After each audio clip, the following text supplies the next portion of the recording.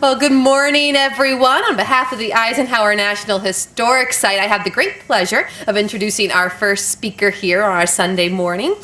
Ken, along with his wife, Sally, have been residents of Hanover, Pennsylvania since 2003, arriving from Northern Virginia at the conclusion of their careers in the computer technology industry and intelligence community of the federal government. Ken is a graduate of George Mason University, 1977, and of the University of Virginia for his master's in '01. He currently fills his schedule with volunteer work as the co-chairman of the museum committee with Hanover Historical Society. Ken and Sally are volunteer artifact catalogers right here at the Eisenhower National Historic Site. Sally and Ken are patrons of the Hanover Symphony Orchestra and are friends of the Hanover Public Library. Ken is also a trustee with the Dwight D Eisenhower Society, of course, located right here in Gettysburg, Pennsylvania.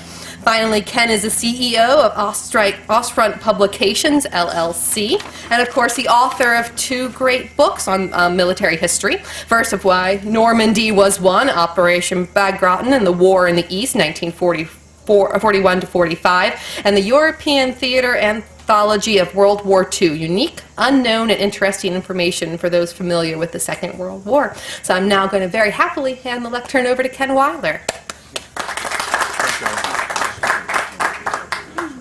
Good morning, everyone. Thanks for coming out such a brisk, I would say almost November-like morning here in Gettysburg.